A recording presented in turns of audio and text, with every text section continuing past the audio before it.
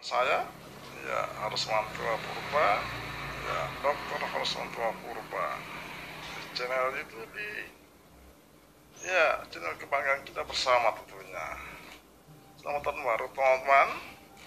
Ya, selamat merayakan tahun baru 2022, 1 Januari 2022. Ya, tentu kita ya sehat-sehat dalam lindungan Tuhan Yesus Kristus. Oh, tentu semua untuk agama yang berbeda-beda juga yang masih ingin bersekutu dengan Tuhan yang Maha Esa. Ya teman-teman,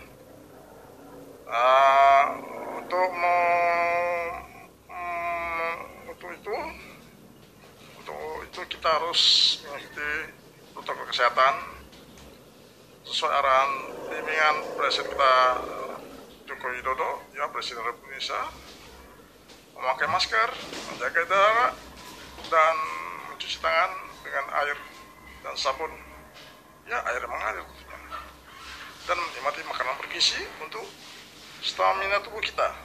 Oh ya, mari kita ikut bareng-bareng acara ini, acara yang berupa nasihat dari senior kita yang bisa dikatakan sudah mengenal hidup. Ya, mari kita saksikan bareng-bareng. Teman-teman, selamat pagi. Mulai dengan Purba, Tua Purba, channel YouTube. Ini kita akan menyaksikan acara yang begitu menarik, tentu bagi kita semua di tahun baru ini. Ya, kita seharusnya wajib bersyukur kepada Tuhan Yesus atas pendertaannya, yang kita memasuki tahun 2022 dengan semangat, dengan sehat, jauh dari COVID Corona. Tetapi mari kita tonton bareng-bareng. Negara bersejarah menjadi rumah bagi beragam situs kebudayaan terkhusus bangsa Romawi. Sebagai salah satu kekuatan besar di tanah Eropa, Italia punya begitu banyak hal menarik, mulai dari arsitektur, makanan, olahraga, masyarakat, seni, sastra, dan masih banyak lagi yang tentunya patut untuk disimak lebih dalam. Nah, channel Data Fakta sudah menyiapkan beberapa di antaranya khusus buat kamu. Rebahkan posisimu dan simaklah sampai habis. Tapi sebelum lanjut, kami ingatkan kembali untuk subscribe channel ini dan aktifkan lonceng notifikasi kamu untuk mendapatkan video edukatif dari Data Fakta.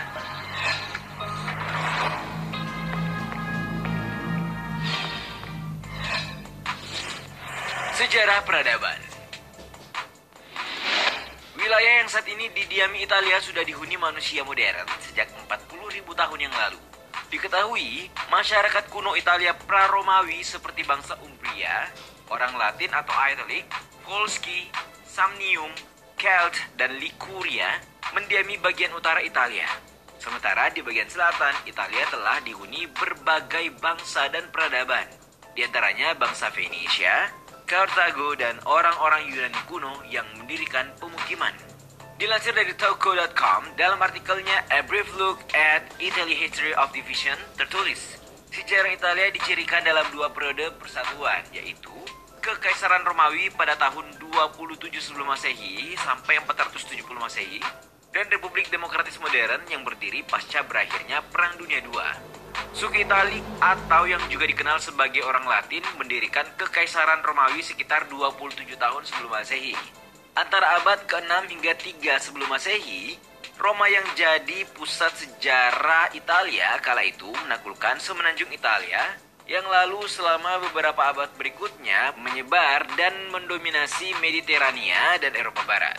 Kekaisaran Romawi kemudian mendefinisikan sebagian besar sejarah Eropa, meninggalkan bekas pada budaya dan masyarakat Eropa. Dengan kata lain, Romawi muncul sebagai kekuatan dominan di dunia kuno, menjadi pusat kebudayaan, politik, pengetahuan, dan agama yang terkemuka di peradaban barat.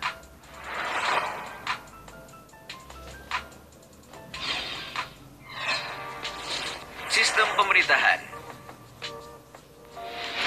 Diketahui Italia memiliki konstitusi demokratis tertulis, dihasilkan oleh Majelis Costituante yang dibentuk oleh perwakilan dari semua kekuatan anti-fasis, yang kita tahu bersumbangsi bagi kekalahan Nazi dan fasisme dalam Perang Saudara. Howard McGough Smith dalam bukunya Italy from Fascism to the Republic 1943-1946 mengungkap kalau Italia merupakan negara kesatuan republik parlementer sejak 2 Juni 1946 ketika monarki secara resmi dihapuskan dalam sebuah referendum konstitusi. Dengan begitu, Presiden Republik Italia yang saat ini dijabat Sergio Mattarella sejak 2015 merupakan kepala negara Italia. Presiden dipilih oleh Parlemen Italia dengan masa jabatan 7 tahun. Parlemen Italia sendiri merupakan parlemen bikameral sempurna, terdiri atas 2 kamar yaitu Camera dei Deputati atau semacam Dewan Perwakilan Rakyatnya yang berkantor di Palazzo Montecitorio, dan Senato della Repubblica atau Senat Republik berapat di Palazzo Madama. Sedangkan Perdana Menteri yang juga secara resmi disebut Presiden Dewan Menteri merupakan kepala pemerintahan Italia. Saat ini posisi tersebut dijabat oleh Giuseppe Conte.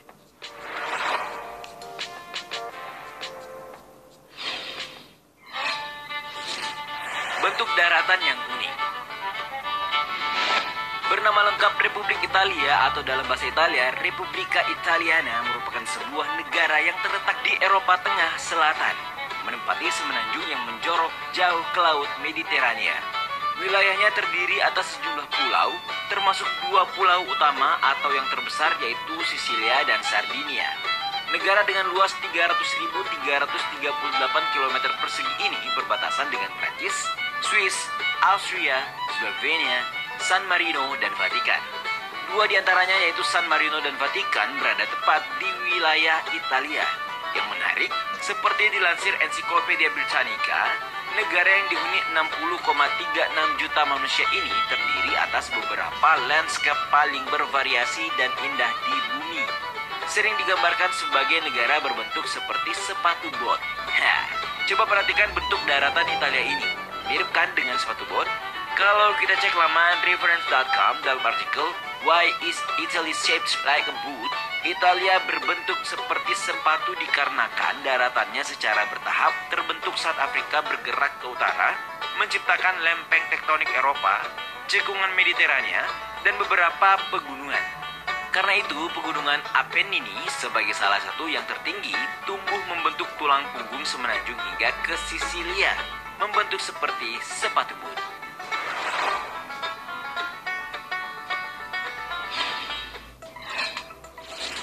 Renaissance bermula di Italia. Kalian tahu kan era Renaissance? Ya benar, sebuah gerakan kebudayaan yang memengaruhi kehidupan intelektual Eropa pada periode awal modern dari abad ke-14 sampai abad ke-17. Singkatnya, zaman peralihan dari abad pertengahan menuju era modern.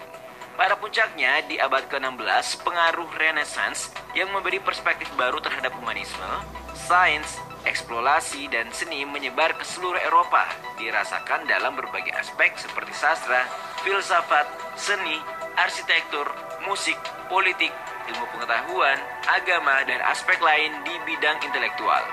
Tapi kalian tahu kan kalau gerakan ini pertama kali muncul di Italia?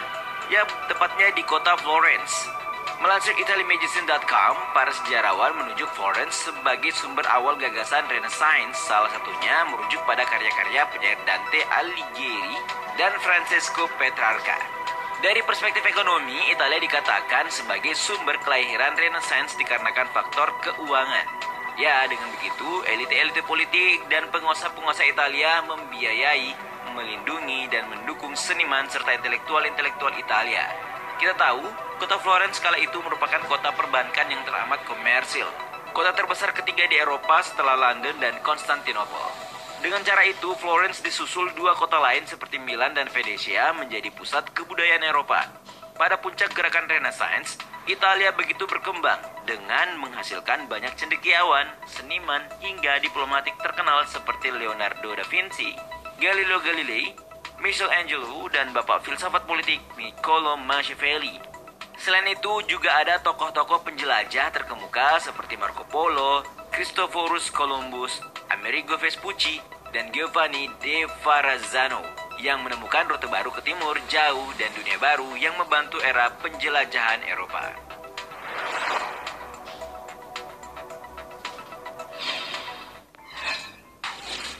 Mafia menyumbang PDB Italia. Apa yang kamu pikirkan saat mendengar kata mafia? Sudah pasti kelompok kriminal besar yang terorganisasi seperti Yakuza kalau di Jepang ya. Tapi tahukah kalian kalau kelompok mafia ini ternyata sangat subur di Italia, bahkan mewakili segmen terbesar ekonomi negeri pizza tersebut. Tidak heran, seperti dilansir dari New York Times, mafia di Italia kabarnya menyumbang sekitar 7% atau sekitar 90 miliar euro dari pendapatan domestik bruto atau PDB Italia. Menurut sebuah laporan yang dirilis Confesercenti, sebuah asosiasi bisnis besar Italia berjudul SAWS Business mengungkap, melalui berbagai aktivitas seperti pemerasan, riba, selundupan, perampokan, perjudian, dan pembajakan internet, sindikat kejahatan terorganisasi tersebut menyumbang 7% dari total pendapatan negara. Lebih jauh, menurut laporan tersebut, tren kolusi yang diikuti oleh bisnis besar, pengusaha lebih memilih membuat perjanjian dengan mafia ketimbang mengecam aktivitas kriminalnya itu. Bahkan disebutkan, bisnis yang paling terpengaruh oleh mafia berada di selatan Italia seperti wilayah Sisilia, Campania, Calabria, dan Puglia yang jumlahnya mencapai 80%.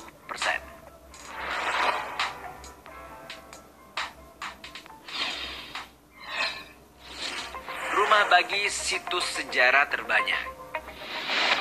Di berbagai penjuru dunia terdapat banyak situs bersejarah yang tentu saja tidak ternilai. UNESCO selaku lembaga internasional di bawah PBB yang mengurus dan menjaga peninggalan tersebut sudah memetakan sejumlah situs bersejarah di dunia. Berdasarkan rilisnya seperti dilansir Detik, diketahui kalau Italia menjadi negara yang memiliki situs warisan dunia UNESCO paling banyak di dunia. Tercatat ada 51 situs. Kita hanya akan bahas 5 diantaranya ya. Oke, pertama tentu saja pusat bersejarah kota Roma. Kita tahu, Roma adalah ibu kota Italia yang berturut-turut menjadi pusat kerajaan Romawi, Republik Romawi, dan Kekaisaran Romawi. Roma dipandang sebagai salah satu tempat peradaban barat dan metropolis pertama di dunia. Di dalamnya terdapat Colosseum, sebuah arena gladiator yang dibangun Kaisar Vespasianus pada tahun 72 Masehi. Lalu ada Taman Nasional Cinque Terre, sebuah wilayah berbukit-bukit di Riviera Italia. Cantik banget ini.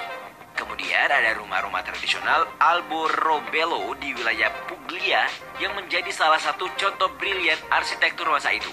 Oh ya, jangan lupa kota Venesia, kota cantik dan unik yang dibangun di atas air dan punya ratusan kanal berliku. Membuatnya disebut sebagai kota apung. Terakhir ada situs bersejarah Pompeii, kota zaman Romawi kuno yang sempat hilang akibat letusan gunung Vesuvius pada tahun 79 Masehi. Setelah 1699 tahun, kota ini ditemukan kembali dikarenakan terkubur di dalam perut bumi. Selain yang disebutkan tadi, masih ada puluhan lain yang tidak kami sebut. Untuk itu, apa ada yang berminat ke sana? Itulah tadi sejumlah fakta terkait Italia, salah satu negara paling menarik di Eropa. Bagaimana pendapatmu?